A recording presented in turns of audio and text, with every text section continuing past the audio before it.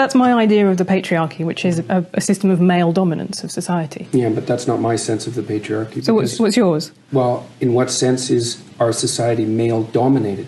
The fact that the vast majority of wealth is owned by men, the vast majority of capital is owned by men. Women do more unpaid labour. Very tiny proportion of men, and a huge proportion of people who are seriously disaffected are men. Most people in prison are men. Most people who are on the street are men. Most victims of violent crime are men. Most people who commit suicide are men. Most people who die in wars are men.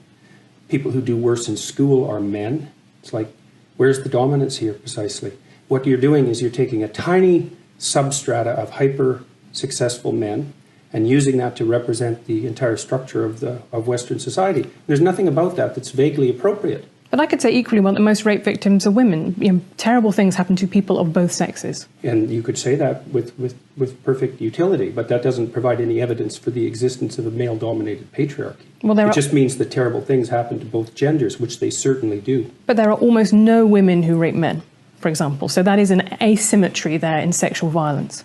Well, yes, there's an asymmetry in all sorts of places, but that doesn't mean that Western culture is a male-dominated patriarchy. The fact that there are asymmetries has nothing to do with your basic argument.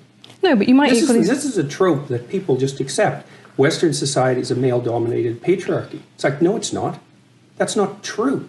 And even if it has a patriarchal structure to some degree, the fundamental basis of that structure is not power, it's competence. That's why our society works. It's only when a structure degenerates into tyranny that the fundamental relationships between people become dependent on power. It's not power. If you hire a plumber who's likely to be male, it's not because there's roving bands of tyrannical plumbers forcing you to make that choice. And it's the case with almost every interaction that you have at the face of our culture. You're dealing with people who are offering a service of one form or another, who are usually part of the broad middle class, and what you're looking for is the person who can offer the best service, and you can find it. It's not a consequence of being dominated by anything that's tyrannical. And then again, our culture, our Western culture, which is by no means perfect, and certainly has tyrannical elements like all cultures do, is the least tyrannical society that's ever been produced, and certainly the least tyrannical society that exists now. This whole patriarchy thing, I think you have no idea how pernicious and dangerous it is. Well, no, I don't. I really don't. Go on. Throughout history have fundamentally cooperated to push back against the absolute catastrophe of existence.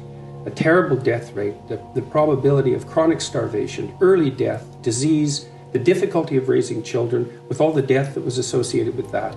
And to look backwards in time and say, well, basically what happened was men took the upper hand and persecuted women in this tyrannical patriarchy. It's absolutely dreadful misreading of history. It's a terrible thing to teach young women, and it's a horrible thing to inflict upon men.